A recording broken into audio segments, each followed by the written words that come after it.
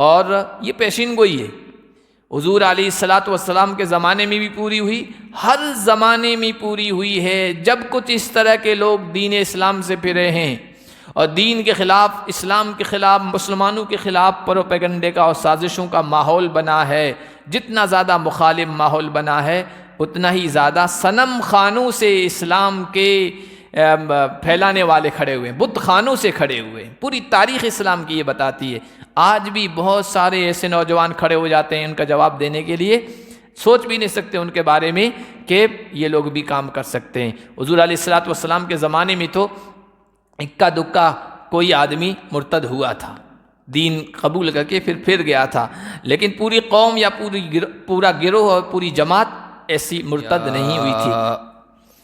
بعضهم اولیاء بعض ومن يتولهم منكم فإنه منهم ان اللہ لا يهدي القوم الظالمین۔ آج کے درس کا آغاز ہم اللہ کے فضل و کرم سے سورۃ المائدہ کی آیت نمبر 51 سے کر رہے ہیں۔ اللہ تعالیٰ نے ارشاد فرمایا، اے ایمان والو، یہودیوں اور عیسائیوں کو دوست نہ بناؤ، وہ ایک دوسرے کے دوست ہیں، اور جو تم میں سے ان کی دوستی کرے گا تو وہ انہی میں سے ہوگا، بے شک اللہ ظالم لوگوں کو سیدھا راستہ نہیں دکھاتا ہے۔ یہ بات یاد رکھیں، یہ آیت اس طرح کی اور بھی کئی آیتیں قرآن کریم میں ہیں جس میں یہودیوں، عیسائیوں، غیر مسلموں، کافروں، مشرکوں کے ساتھ دوستی کرنے سے قرآن منع کرتا ہے۔ تو اس طرح کی آیتوں کو مخالفین اچھالتے ہیں، تو ان آیتوں کا صحیح مطلب سمجھ لینا چاہیے۔ ایک دو آیت اور ان آیتوں کے آگے اور پیچھے جو بات بیان کی گئی ہے، جس کو کانٹیکسٹ کہتے ہیں، اس سے ہٹا کر بیان کرنا، تو اس سے تو کسی آدمی کی بات کا غلط مطلب ہم نکال سکتے ہیں۔ جب تک پورا قرآن کریم سامنے نہ ہو اور نبی علیہ الصلاۃ والسلام کی احادیث اور آپ کے فرامین اور آپ کی ہدایات سامنے نہ ہو تو یہ باتیں ہماری سمجھ میں یا کسی اور کے سمجھ میں نہیں آ سکتی ہے۔ ہر طرح کے یہودی، ہر طرح کے عیسائی، ہر طرح کے غیر مسلم کے ساتھ تعلقات رکھنے یا دوستی کرنے کی ممانعت قرآن نہیں کرتا ہے، اور اگر منع کرتا ہے تو ایسی دوستی، ایسا تعلق کہ جس کی وجہ سے مسلم حکومت کے راز، مسلمانوں کے راز، مسلم سماج کے، مسلم ملت کے راز، گھر کے اندر کی باتیں وہ دوسروں تک پہنچ جائیں، ایسی دوستی سے منع کرتا ہے۔ اب یہ تو سب کرتے ہیں۔ ہماری حکومت یہ چاہے گی کہ ہمارے یہاں کا کوئی باشندہ، بھارت کا کوئی مسلمان ہو یا ہندو ہو، یہاں کی سیکریٹ، یہاں کی خفیہ باتیں، یہاں کی فوج کی باتیں وہ دوسرے ملک کو پہنچا دیں؟ کوئی پسند نہیں کرتا ہے۔ تو پھر اسی نظریے سے، اسی سوچ سے اگر اسلام کی ان تعلیمات کو پڑھیں گے نا، تو پھر کوئی اعتراض، کوئی اشکال، کوئی چیز ایسی باقی نہیں رہے گی جس پر انگلی رکھی جا سکے، دیکھو اسلام تو یہ کہتا ہے۔ پھر یہ کہ قرآن ان یہودیوں اور عیسائیوں اور غیر مسلموں سے دوستی کو منع کرتا ہے کہ جب قرآن اتر رہا تھا تو اس وقت مدینے میں بننے والی نوخیز، ابھی نئی نئی مسلم حکومت بنی تھی، مکے سے ہجرت کر کے آئے، یہاں مدینے میں ٹھکانہ بنایا۔ اب یہودی، عیسائی، مشرک، غیر مسلم، وہ سب یہ چاہتے تھے کہ اس کو ابھرنے سے پہلے، اس کو طاقتور بننے سے پہلے کچل دیا جائے، ختم کر دیا جائے۔ خاص طور پر ان کے بارے میں قرآن کہتا ہے، ایسے لوگوں سے دوستی مت رکھو، ایسے لوگوں سے دل کا تعلق جس کی وجہ سے یہاں کے راز وہاں تک پہنچ جائیں، یہ مت رکھو۔ اور اسی طرح ہر دور میں عام غیر مسلموں کے ساتھ، نان مسلم کے ساتھ، چاہے وہ یہودی ہو، چاہے وہ عیسائی ہو، چاہے وہ مشرک ہو، چاہے وہ ہندو ہو، چاہے وہ کسی اور مذہب و دھرم کا ماننے والا ہو، چاہے وہ دہریہ ہو، ایتھسٹ ہو، بے دین ملحد ہو، خدا کو بھی نہ مانتا ہو، کوئی بھی ہو، تو ان کے ساتھ اخلاق سے پیش آنا، تجارت کا، کاروبار کا معاملہ کرنا، لین دین کرنا، یہ کوئی اسلام میں منع نہیں ہے۔ ایسی دوستی جس سے مسلم حکومت یا مسلمانوں کے راز وہاں تک پہنچ جائیں، وہ منع ہے۔ اور ایسی کافر حکومتیں جو مسلم حکومتوں سے برسر پیکار ہیں، لڑ رہی ہے، بھائی آج ہمارے ملک نے پڑوسی ملک سے سارے تعلقات کیوں ختم کر دیے، یہاں تک کہ کھیل جو سیاست سے الگ ہونا چاہیے اس کو بھی بند کر دیا، کیوں؟ بھائی آپس میں ٹکر ہے، ایک دوسرے کے مقابل میں ہیں، سرحدوں پر تناؤ رہتا ہے، اس وجہ سے تو یہی تو قرآن بھی کہتا ہے، مسلمانوں کو کہتا ہے ایسے لوگ جو تم سے برسر پیکار ہیں، لڑ رہے ہیں، اسلام و مسلمانوں کو ختم کرنے کی کوشش کر رہے ہیں، ایسے لوگوں سے دوستی نہیں کرنا ہے۔ یہ ایک دوسرے کے دوست ہیں، یہ قرآن کی ایسی حقیقت و سچائی ہے جو قرآن جب سے نازل ہوا اس وقت سے لے کر آج تک برقرار ہے۔ یہودیوں اور عیسائیوں کے آپس کے سخت اختلافات ہیں آپس میں، یعنی یہودی حضرت عیسیٰ علیہ السلام کو برا بلا کہتے ہیں، ولد الزنا کہتے ہیں، نعوذ باللہ۔ عیسائی یہ کہتے ہیں یہودیوں نے ہی حضرت عیسیٰ علیہ السلام کو سولی پہ لٹکایا، ان کے عقیدے کے مطابق، ان کی سوچ کے مطابق، اور زبردست آپس کی دشمنیاں، آپس کے اختلافات، لیکن مسلمان دشمنی میں، اسلام دشمنی میں ایک ہو گئے۔ اتنے مسلمانوں سے عیسائیوں کے اتنے اختلافات نہیں ہیں، اس لیے کہ قرآن اور حدیث تو حضرت عیسیٰ کی تعریف بیان کرتا ہے، حضرت مریم کی تعریف بیان کرتا ہے، اسی پارے میں 2-3 رکوع کے بعد پھر آ رہا ہے، ان کی تعریف آ رہی۔ تو عیسائیوں اور مسلمانوں میں عقیدے کے لحاظ سے اتنا ٹکراؤ نہیں ہوتا، لیکن یہودیوں اور عیسائیوں میں زبردست ہے، لیکن اس کے باوجود صرف مسلم دشمنی میں ایک ہے۔ اسی طرح یہودیوں کو دیکھیں، یہاں کے ہندوؤں کو دیکھیں، اب ہر چیز میں اسرائیل کو سپورٹ کر رہے ہیں، ہے نا، یہودیوں کو سپورٹ کر رہے ہیں، کیوں کر رہے ہیں؟ کیا ان سے دوستی ہے؟ نہیں، دوستی نہیں، مسلم دشمنی میں ان کو سپورٹ کیا جا رہا ہے بس۔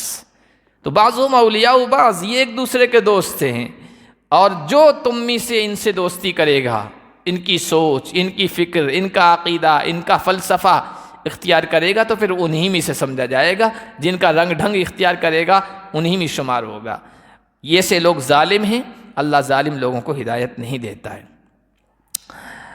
فَتَرَى الَّذِينَ فِي قُلُوبِهِم مَرَضٌ يُسَارِعُونَ فِيهِمْ، اگر کوئی کہے، کوئی عیسائی، کوئی یہودی کہے کہ بھائی قرآن تو بار بار کہتا ہے ان سے دوستی مت رکھو، تو آپ ان سے صرف یہ کہیے قرآن تو یہ کہتا ہے کہ یہودی عورت سے، عیسائی عورت سے شادی کر سکتے، اسی پارے میں ہم شروع میں پڑھ چکے ہیں، اہل کتاب کہتے ہیں کتابیہ عورت سے شادی کر سکتے ہیں، یعنی ایک یہودی عورت، ایک عیسائی عورت مسلمان کی ماں ہو سکتی ہے، مسلمان کی بیوی ہو سکتی ہے۔ آپ بتائیے بیوی اور ماں سے بڑھ کر کوئی محبت کا تعلق اور رشتہ ہو سکتا ہے؟ تو پھر آپ کیسے کہہ سکتے ہیں کہ بس مطلقاً ان سے دشمنی کرنے کو کہتا ہے؟ ایسا نہیں۔ نبی پاک صلی اللہ علیہ وسلم نے جب مدینے آئے تو باقاعدہ یہودیوں سے معاہدہ کیا ہے اس بات پر کہ ہم سب ایک ملک کے باشندے، مدینے کے باشندے ہیں، ہمارے خلاف جو کوئی بھی آئے گا لڑنے، ہم ایک ساتھ اس کا مقابلہ کریں گے، دفاع کریں گے۔ کچھ نجران کے عیسائی آئے تھے، ان کے ساتھ بھی اس طرح کا معاملہ کیا ہے، معاہدہ کیا ہے۔ تو یہ سب ساری چیزیں ہم سامنے رکھیں گے نا تو قرآن کی آیتوں کا صحیح مطلب سمجھ سکیں گے۔ فَتَرَى الَّذِينَ فِي قُلُوبِهِم مَرَضٌ يُسَارِعُونَ فِيهِمْ، ان لوگوں سے دوستی مت رکھو۔ کچھ لوگ ایسے ہر زمانے میں رہیں، اس وقت بھی تھے حضور کے زمانے میں، جن کو منافق کہتے تھے، ظاہر میں اپنے آپ کو مسلمان کہتے تھے لیکن دوغلے لوگ تھے، اندر سے کفر چھپائے ہوئے تھے، اندر سے اسلام دشمنی چھپائے ہوئے تھے، آستین کے سانپ تھے۔ اللہ فرما رہے ہیں تم دیکھو گے ان لوگوں کو جن کے دلوں میں مرض ہے، روگ ہے، بیماری ہے، یہ بیماری منافقت کی، دوغلے پن کی۔ یسارعون فیہم، وہ ان کی طرف لپکتے ہیں، یہودیوں اور عیسائیوں سے دوستیاں گاڑتے ہیں، تعلق قائم کرتے ہیں، اور جب ان سے کہا جاتا ہے ان سے کیوں دوستی کر رہے ہو تو کہتے ہیں نخشا ان تصیبنا دائرہ، ہمیں ڈر ہے کہ زمانے کی گردش ہم پر آ جائے۔ حضرت عبادہ ابن صامت انصار قبیلے سے تھے، اسی قبیلے سے عبداللہ بن ابی جو منافقوں کا سردار تھا وہ بھی تھا۔ تو حضرت عبادہ ابن صامت نے ایک مرتبہ اس سے کہا کہ بھائی تم یہودیوں سے بہت زیادہ سانٹھ گانٹھ رکھتے ہو، تعلق رکھتے ہو، ایسا کیوں ہے؟ پکے سچے مسلمان بن جاؤ، ان سے تعلق مت رکھو۔ تو کہنے لگا کہ کیوں تعلق نہ رکھوں، ریلیشن نہ رکھوں؟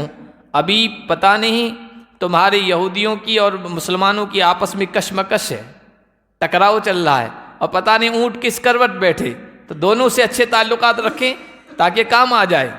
اس طرح کی باتیں کرتے تھے کہ زمانے کی گردش ہم پر پہنچ جائے، یعنی ہو سکتا ہے مسلمان ہار جائے، مسلمان ختم ہو جائیں، تو ان سے تعلق ہوگا تو کم سے کم وہ رعایت کریں گے، ہمارا لحاظ کریں گے۔ تو اللہ نے فرمایا فَعَسَى اللَّهُ أَن يَأْتِيَ بِالْفَتْحِ أَوْ أَمْرٍ مِّنْ عِنْدِهِ، امید ہے کہ اللہ تعالیٰ فتح لے آئے، کامیابی لے آئے، یا اپنی طرف سے کوئی معاملہ لے آئے، ایسا معاملہ کہ جس کی وجہ سے مسلمان غالب ہو جائے، مسلمانوں کا ہاتھ اوپر رہ جائے، اللہ فتح لے آئے۔ فَيُصْبِحُوا عَلَىٰ مَا أَسَرُّوا فِي أَنفُسِهِمْ نَادِمِينَ، یہ لوگ منافق لوگ پھر شرمندہ ہو جائیں گے ان باتوں پر جو انہوں نے اپنے دل میں پوشیدہ رکھی تھی۔ یہ کہا تھا کہ بھائی دونوں سے تعلقات رکھیں تاکہ اگر ان پر حالات آئے تو ان سے کہیں گے ہم تو تمہارے ساتھ تھے، ان پر آئے تو ان سے کہیں گے ہم تمہارے ساتھ تھے، دونوں طرف سے ہمارا معاملہ چلتا رہے گا۔ تو اللہ تعالیٰ نے پیشین گوئی کر دی، اللہ تعالیٰ فتح لے آئے گا، کامیابی لے آئے گا۔ چنانچہ آپ دیکھیے مدینے میں جو یہودی تھے، یہودیوں کے بڑے قبیلے تھے، بنو نذیر، بنو قریظہ، بنو قینقاع، ان کی عہد شکنیوں کی وجہ سے، بے وفائیوں کی وجہ سے، اور مشرکوں کے ساتھ، دشمنوں کے ساتھ سانٹھ گانٹھ کی وجہ سے ایک ایک کر کے ان کو مدینے سے روانہ کر دیا گیا۔ ان کو شکست ہوئی، ہار کا سامنا کرنا پڑا، رسوائی کا سامنا کرنا پڑا۔ وہ منافقین دیکھتے رہ گئے، افسوس کرتے رہ گئے، ہم تو کیا سوچ رہے تھے مسلمان ختم ہو جائیں گے، یہ تو یہی لوگ ختم ہو رہے ہیں۔ اور پھر سن 8 ہجری میں اللہ کے نبی صلی اللہ علیہ وسلم مکے میں فاتحہ نشان کے ساتھ داخل ہو گئے، ادھر جو دشمن تھے باہر کے وہ بھی مغلوب ہو گئے، تو اللہ تعالیٰ فتح بھی لے آیا، کامیابی بھی لے آیا، اور منافقین کے ہاتھوں میں افسوس ندامت کے علاوہ کچھ بھی نہیں آیا۔ وَيَقُولُ الَّذِينَ آمَنُوا، اور ایمان والے کہتے ہیں أَهَؤُلَاءِ الَّذِينَ أَقْسَمُوا بِاللَّهِ جَهْدَ أَيْمَانِهِمْ، جب اللہ نے ایمان والوں کو فتح دی نا، اور یہودیوں کا قلقمہ کر دیا، اور ادھر مشرکین کا قلقمہ کر دیا، مکہ بھی فتح ہو گیا، تو یہ منافق لوگ اندر اندر سے پریشان ہو گئے، بے چین ہو گئے۔ حالانکہ ہونا یہ چاہیے تھا، ظاہری طور پر دکھاوے کے طور پر اپنے آپ کو مسلمان کہتے تھے، یہودی تو نہیں کہتے تھے، عیسائی تو نہیں کہتے تھے، مشرک تو نہیں کہتے تھے، اپنے آپ کو مسلمان کہتے تھے، تو مسلمانوں کی فتح اور جیت پر تو گھی کے چراغ جلانے چاہیے تھے، ان کو خوشی کا اظہار کرنا چاہیے تھا، لیکن نہیں، اندر جو دشمنی تھی وہ اندر گہرائی کے اندر اتری ہوئی تھی، وہ منہ لٹکائے ہوئے بیٹھے رہتے تھے۔ ایمان والوں کو پتہ چل گیا، اصل میں حقیقت کا پتہ کب چلتا ہے؟ جب جیسا وہ سوچ رہے ہوتے ہیں حالات اس کے مطابق نہیں جالتے، الٹے جاتے ہیں نا، تب کسی انسان کی حقیقت سامنے آتی ہے۔ منافقوں کا پردہ بھی کھل گیا، لیکن اس سے پہلے ایمان والوں سے کہتے تھے قسم کھا کھا کر، مضبوط قسمیں کھا کھا کر، قسم بخدا ہم سچے پکے مسلمان ہیں، ہم تو تمہارے ساتھ ہیں۔ اب جب یہ حالات کھلے تو ایمان والے کہنے لگے کیا یہی وہ لوگ تھے جنہوں نے اللہ کی پکی سچی قسمیں کھائی تھی؟ انہم لمعکم، کہ یہ لوگ تمہارے ساتھ ہیں، ہم تمہارے ساتھ کھڑے رہیں گے، ہمارا یہودیوں سے کوئی تعلق نہیں، عیسائیوں سے کوئی تعلق نہیں، مکہ کے بت پرستوں سے کوئی تعلق نہیں۔ لیکن آج حقیقت کھل گئی، قلعی کھل گئی، حبطت اعمالہم، ان کے اعمال بیکار گئے۔ یہ نمازیں پڑھتے تھے دکھاوے کی، یہ ایمان والوں کے ساتھ لڑائی میں شریک بھی ہوتے تھے، یہ بہت سارے اور بھی مسلمانوں جیسے کام کرتے تھے، آج ان کے سارے اعمال پر پانی پھر گیا۔ فَأَصْبَحُوا خَاسِرِينَ، اور یہ خسارہ، گھاٹا اور نقصان اٹھانے والوں میں سے ہو گئے۔ یا ایھا الذین آمنوا من یرتد منکم عن دینہ، اب اللہ تعالیٰ ایمان والوں سے کہہ رہا ہے اے ایمان والو، تم میں سے جو کوئی بھی اللہ کے دین سے پھرے گا، مرتد ہوگا۔ مرتد کسے کہتے ہیں؟ جو ایک مرتبہ اسلام قبول کرنے کے بعد اسلام کو چھوڑ دے، اپنے سابقہ مذہب کی طرف، پہلے مذہب کی طرف چلا جائے، چاہے وہ یہودیت ہو، عیسائیت ہو، یا بت پرستی ہو، یا کوئی اور مذہب ہو، یا یہ کہ وہ کوئی اور مذہب قبول نہ کرے، ملحد بن جائے، دہریہ ایتھسٹ، بہت سارے ایسے لوگ ہیں آج کل چونکہ ہوا کا رخ ہے نا، منافقین وہی ہوتے ہیں، ہوا کا رخ دیکھ کر اپنا رخ بدلتے ہیں، اپنی سوچ بدلتے ہیں، اپنا عقیدہ بدل دیتے ہیں۔ اب ہندوستان میں دیکھ رہے ہیں اس وقت مسلمان بہت کمزور ہیں، اور ان کے دماغ میں یہ بات آ رہی ہے اب بس یہ جو موجودہ حکومت ہے، سرپشن طاقتیں ہیں، یہی رہیں گی، مسلمانوں کو اسی طرح ستایا جاتا رہے گا۔ تو ہوا کا رخ دیکھا تو وہ پلٹ گئے، تعداد بڑھ رہی ہے، اپنے آپ کو کہتے ہیں ایکس مسلم، ہم پہلے مسلمان تھے ایکس مسلم، اور وہ ان کی تعداد بڑھ رہی ہے۔ ہوا کا رخ دیکھ کر وہ اپنا رخ، اپنا عقیدہ متعین کرتے ہیں، یہ بھی مرتد ہیں۔ اللہ فرما رہے جو کوئی بھی اپنے دین سے مرتد ہوگا تو بھائی دین کا کچھ بھی نقصان نہیں ہوگا، اسلام کا کچھ بھی نقصان نہیں ہوگا۔ فَسَوْفَ يَأْتِ اللَّهُ بِقَوْمٍ يُحِبُّهُمْ وَيُحِبُّونَهُ، ان قریب اللہ ایسی قوم کو، ایسے لوگوں کو لائے گا جو اللہ ان سے محبت کرے گا اور وہ اللہ سے محبت کریں گے، اور اللہ کی محبت میں وہ سب کچھ، ہر طرح کی قربانی دیں گے دین اسلام کے غلبے کے لیے، کافروں اور مشرکوں کے مقابلے کے لیے اپنے سب طرح کی قربانیاں پیش کریں گے۔ اللہ ایسے لوگوں کو لے آئے گا، اور یہ پیشین گوئی ہے، حضور علیہ الصلاۃ والسلام کے زمانے میں بھی پوری ہوئی، ہر زمانے میں پوری ہوئی ہے۔ جب کچھ اس طرح کے لوگ دین اسلام سے پھرے ہیں اور دین کے خلاف، اسلام کے خلاف، مسلمانوں کے خلاف پروپیگنڈے کا اور سازشوں کا ماحول بنا ہے، جتنا زیادہ مخالف ماحول بنا ہے اتنا ہی زیادہ صنم خانوں سے اسلام کے پھیلانے والے کھڑے ہوئے ہیں، بت خانوں سے کھڑے ہوئے ہیں۔ پوری تاریخ اسلام کی یہ بتاتی ہے۔ آج بھی بہت سارے ایسے نوجوان کھڑے ہو جاتے ہیں ان کا جواب دینے کے لیے، سوچ بھی نہیں سکتے ان کے بارے میں کہ یہ لوگ بھی کام کر سکتے ہیں۔ حضور علیہ الصلاۃ والسلام کے زمانے میں تو اکا دکا کوئی آدمی مرتد ہوا تھا، دین قبول کر کے پھر گیا تھا، لیکن پوری قوم یا پورا گروہ اور پوری جماعت ایسی مرتد نہیں ہوئی تھی۔ لیکن حضور علیہ الصلاۃ والسلام کے وصال اور آپ کی وفات کے بعد اس طرح کے حالات پیش آئے تھے۔ حضرت ابو بکر صدیق رضی اللہ تعالیٰ عنہ کی خلافت کے زمانے میں بہت سارے لوگ جو ہے دین سے پھر گئے تھے، اور کچھ قبیلوں کے لوگ ایسے تھے، کچھ قبیلے والے جنہوں نے زکوٰۃ کا انکار کر دیا تھا، کچھ نے زکوٰۃ کی فرضیت کا انکار کر دیا تھا، کچھ نے زکوٰۃ بیت المال کو دینا، اسلامی حکومت کو دینا، اس میں جمع کرنا، اس سے انکار کر دیا تھا۔ تو پھر اللہ تعالیٰ نے اس وقت حضرت ابو بکر صدیق رضی اللہ تعالیٰ عنہ کو کھڑا کیا۔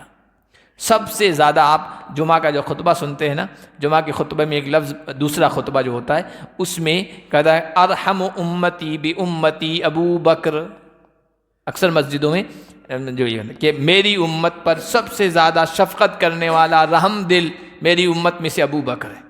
اتنے نرم دل تھے، لیکن اللہ تعالیٰ کو کام لینا تھا، نرم دل مضبوط دل والا بن گیا اس موقع پر۔ اور جتنے بھی لوگ مرتد ہوئے تھے گروہ والے، کہا کہ ان کے خلاف میں جہاد کروں گا۔ حالات اتنے خراب تھے، حضرت عبداللہ ابن مسعود رضی اللہ تعالیٰ عنہ کہتے ہیں کہ اس وقت امت مسلمہ کی، مسلمانوں کی حالت یہ تھی جیسے بکریوں کا ریوڑ ہو، سخت سردی کی رات ہو اور گھپ اندھیرا ہو اور بارش ہو جائے اور بکریوں کا چرواہا بھی نہ ہو۔ اس وقت بکریوں کی حالت کیا ہوتی ہے، مسلمانوں کے ریوڑ کی بھی یہی حالت تھی۔ چرواہے سے مراد نگراں ذمہ دار حضور علیہ الصلاۃ والسلام تھے، وہ اس دنیا سے پردہ فرما گئے تھے۔ ایسے حالات تھے، اللہ تعالیٰ نے حضرت ابو بکر کو کھڑا کر دیا۔ علامہ ابن تیمیہ نے لکھا اللہ تعالیٰ نے اس وقت حضرت ابو بکر کو کھڑا کیا، اور انہوں نے اتنی سختی سے کام لیا کہ اگر وہ سختی سے کام نہ لیتے تو امت کی پٹری سے گاڑی اتر جاتی، گمراہ ہو جاتی امت، پتہ نہیں ہم تک اسلام پہنچتا کہ نہیں پہنچتا۔ نبیوں والا کام حضرت ابو بکر صدیق نے کیا، چنانچہ مرتدوں کے خلاف جہاد کیا۔ حضرت خالد ابن ولید جو اللہ کی کھلی ہوئی تلوار تھے، انہوں نے بڑا کردار ادا کیا، یہاں تک کہ سارے فتنوں کو دبا دیا، سارے فتنوں کو ختم کر دیا۔ اور اس موقع پر بنو ثقیف جو طائف کا قبیلہ تھا، طائف شہر کا، اس نے وہ بڑے جنگجو لوگ تھے، طاقتور لوگ تھے، وہ جہاد میں شریک ہوئے اور فتنوں کو ختم کیا۔ تو اللہ تعالیٰ نے ان کی طرف بھی اشارہ کیا ہے۔ حدیث میں آیا حضرت ابو موسیٰ اشعری جو یمن کے رہنے والے تھے، ان کے قبیلے کی طرف بھی اشارہ حضور نے کیا تھا کہ اللہ تعالیٰ ان کے قبیلے میں ایسے افراد پیدا کرے گا جو دین کا کام لیں گے، دین کو آگے بڑھائیں گے۔ تو اللہ تعالیٰ ایسی قوم کو لے آئے گا جو اللہ سے محبت کریں گے، اللہ ان سے محبت کرے گا۔ ہر زمانے میں ایسے اللہ کھڑے کرتے رہیں گے، تو دین سے کوئی پھرے گا اپنا نقصان کرے گا، اسلام کا کچھ بھی نقصان نہیں کرے گا۔ اللہ اسلام کی حفاظت کے لیے نیا نیا خون لاتا رہے گا۔ اب اس وقت دیکھیے پورے یورپی ممالک میں دیکھیے، جہاں کہیں بھی مسلمان اسلام دشمنی کا ماحول بنتا ہے نا، عیسائیوں میں سے کچھ لوگ کھڑے ہو جاتے ہیں، مرد ہیں، عورتیں ہیں، اور پکے سچے مسلمان بن کر اسلام کے داعی، اسلام کو دوسروں تک پہنچانے والے بن جاتے ہیں۔ یہاں بھی آپ دیکھیے، یہاں پر کتنا مخالف ماحول تھا، لیکن دین کا سب سے زیادہ کام کرنے والے وہ لوگ تھے غیر مسلموں میں، اسلام کی طرف لانے والے، اسلام کی طرف بلانے والے وہ لوگ تھے جو پہلے ہندو تھے، مسلمان بنے۔ ڈاکٹر عمر گوتم کا نام آپ حضرات نے سنا ہوگا، ابھی جیل میں بند ہیں۔ ان کا کیا قصور تھا؟ کوئی قصور نہیں تھا سوائے اس کے کہ وہ نو مسلم تھے، اور پھر مسلمانوں کو بتاتے تھے کہ ہم تو سب حقیقت دیکھ کے آئے ہیں، سچائی یہاں ہے، غیر مسلموں کو بتاتے تھے، اور بہت سارے لوگ ان کی وجہ سے مسلمان ہوئے ہیں۔ تو ایسے اور بھی لوگ ہیں وہ جو دین کی خدمت کر رہے تھے، دین کی طرف بلا رہے تھے، تو اللہ ایسا نیا نیا خون کھڑا کرتا رہے گا۔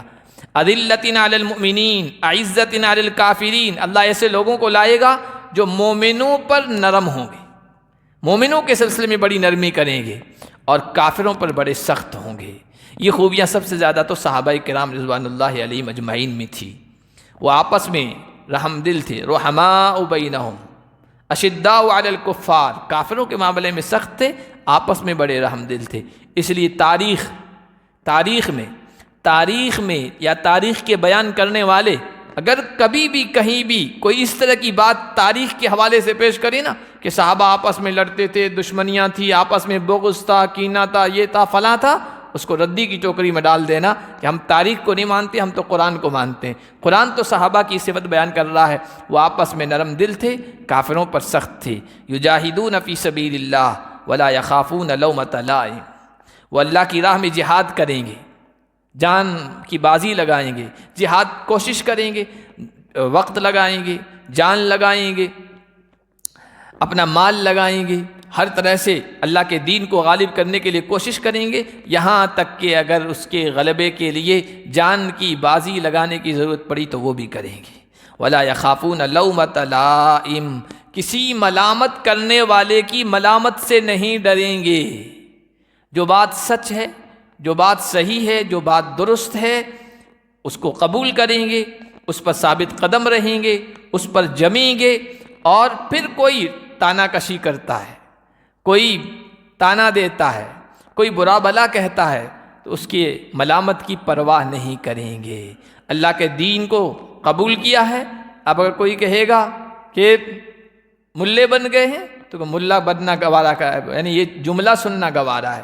اللہ کے راستے میں چلے گئے اور لوگ تانا کشی کرتے ہیں، داڑھی رکھ لی تانا کشی کرتے ہیں، شریعت کے مطابق شادی بیاہ اور خوشی و غمی کی ساری چیزیں اختیار کرتے ہیں، سماج والے تانے دیتے ہیں، علماء کے ساتھ اٹھنا بیٹھنا کر لیا لوگ تانے دیتے ہیں، دینداروں کے ساتھ تعلق قائم کر لیے لوگ تانے دیتے ہیں، یہ ساری چیزیں ہوتی ہے۔ تو فرمایا کہ ان ایمان والوں کی خوبی یہ ہے کہ ملامت کرنے والے کی ملامت سے نہیں ڈرتے ہیں، حق بات سچ بات کو قبول کرنے کے بعد آگے کہتے بھی ہیں اور اس پر جمے رہتے ہیں۔ اللہ کے نبی صلی اللہ علیہ وسلم کے ایک صحابی ہیں حضرت ابو ذر رضی اللہ تعالیٰ عنہ، تو وہ کہتے ہیں کہ اللہ کے نبی صلی اللہ علیہ وسلم نے مجھے 7 چیزوں کا حکم دیا تھا کہ 7 چیزیں کرنا، تو اس میں پہلی چیز امرنی بحب المساکین، مسکینوں کے ساتھ محبت کرنے کا حکم دیا، والدنو منہم، ان سے قریب رہنے کا، وان انظر من هو دونی ولا انظر الی من هو فوقی، دوسری بات یہ کہی کہ جو مجھ سے دنیا کے اعتبار سے کمتر ہیں ان کو دیکھوں، اور جو دنیا کے اعتبار سے مجھ سے آگے بڑھی ہوں ان کو نہ دیکھوں، اس لیے کہ اپنے سے کمتر کو دیکھے گا شکر کا جذبہ پیدا ہوگا، اور اپنے سے آگے والوں کو دیکھا گا نا تو جو کچھ نعمتیں ہیں ان کی بھی ناقدری ہوگی، ناقدری کے جذبہ پیدا ہوگا۔ وَأَنَا أَصِلَ الرَّحِيمُ وَإِنْ أُدْبِرْتُ یا وَإِنْ أَدْبَرَتْ، رشتہ داروں کے ساتھ اچھا سلوک کروں چاہے رشتہ دار میرے ساتھ برا سلوک کریں، اس کا حکم دیا۔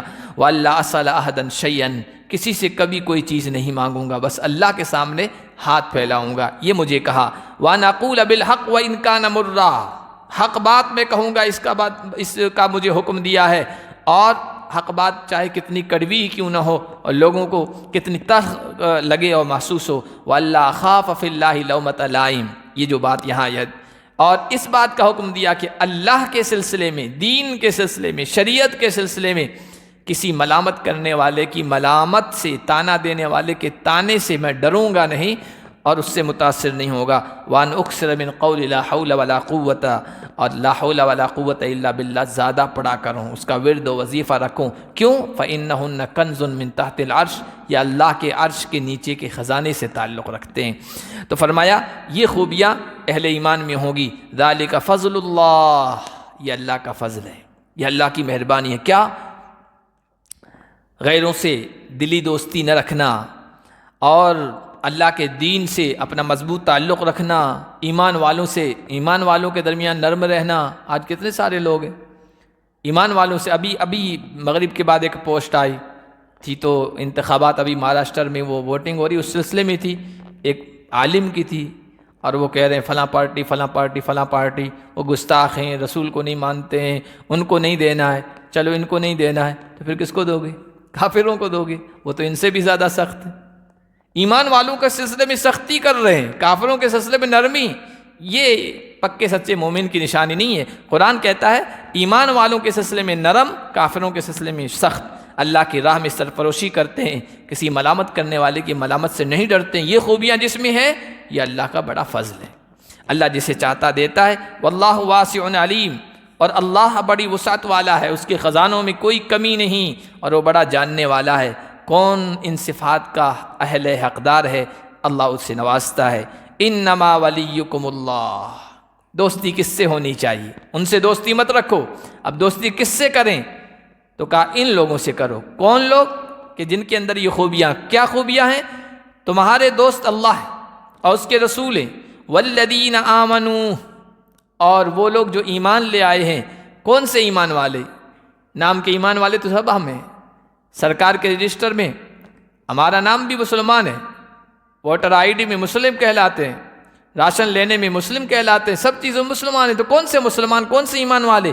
تو کہا الذین یقیمون الصلاۃ، ہر مسلمان نہیں، دوستی تمہاری ان سے ہونی چاہیے الذین یقیمون الصلاۃ، گہری دوستی کہہ رہے ہیں جو نماز قائم کرتے ہیں، ویؤتون الزکاۃ، اور زکوٰۃ دیتے ہیں، وہم راکعون، اور رکوع کرتے ہیں اور جھکتے ہیں، اللہ کے سامنے عاجزی کرتے ہیں، خشوع خضوع کے ساتھ، ذوق و شوق کے ساتھ نماز پڑھتے ہیں۔ نماز اللہ تعالیٰ کا قرب، اللہ تعالیٰ کی نزدیکی اور اللہ تعالیٰ کی محبت پیدا کرنے والی سب سے اہم عبادت ہے۔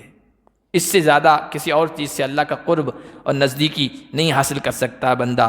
نماز کے ذریعے سے بندے سے تعلق اچھا بنتا ہے، بندے کا اپنے رب سے تعلق اچھا بنتا ہے، اور زکوٰۃ کے ذریعے سے انسان کے اندر سے حرص، لالچ اور دنیا کی محبت، مال کی محبت نکلتی ہے، تزکیہ ہوتا ہے، دل صاف ستھرا ہوتا ہے، اور بندوں سے بندے کا تعلق اچھا بنتا ہے۔ یہ دو چیزیں اچھی، خوشگوار، بہترین زندگی گزارنے کے لیے ضروری ہیں۔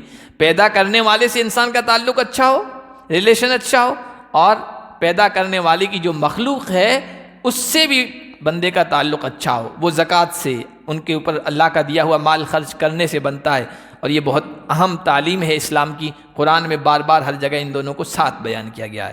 تو جو نماز قائم کرتے ہیں، زکوٰۃ دیتے ہیں، رکوع کرتے ہیں، عاجزی اختیار کرتے ہیں، اللہ کے سامنے جھکتے ہیں، ایسے ایمان والوں سے دوستی کرو۔ وَمَن يَتَوَلَّ اللَّهَ وَرَسُولَهُ، اور جو اللہ اور اس کے رسول سے دوستی کرے گا، اور والذین آمنوا، اور ان ایمان والوں سے جن کے اندر یہ خوبیاں ہیں، فإن حزب اللہ هم الغالبون، تو یاد رکھو اللہ کی پارٹی ہی غالب آنے والی۔ بظاہر ابھی حالات چاہے کیسے بھی ہوں، لیکن غلبہ، فتح، کامیابی اس دنیا میں بھی آخرت میں اللہ کی پارٹی کو ہوگی، اللہ کے لشکر کو ہوگی، اللہ کی جماعت کو ہوگی۔ اللہ کی جماعت پکے سچے ایمان والے ہیں۔ قرآن نے 24ویں پارے میں بیان فرمایا اِنَّا لَنَنْصُرُ رُسُولَنَا وَالَّذِينَ آمَنُوا فِي الْحَيَاةِ الدُّنْيَا وَيَوْمَ يَقُومُ الْأَشْهَادُ، ہم ضرور بضرور مدد کریں گے ہمیں اپنے رسولوں کی اور رسولوں پر ایمان لانے والوں کی، اس دنیا کی زندگی میں بھی اور آخرت میں تو ہے ہی۔ تو یہ اللہ کی پارٹی ہے جو غالب ہونے والی ہے۔ اللہ پاک ہم سب کو اپنی اس پارٹی میں اور جماعت میں شامل فرمائے۔ سبحان اللہ بحمدہ۔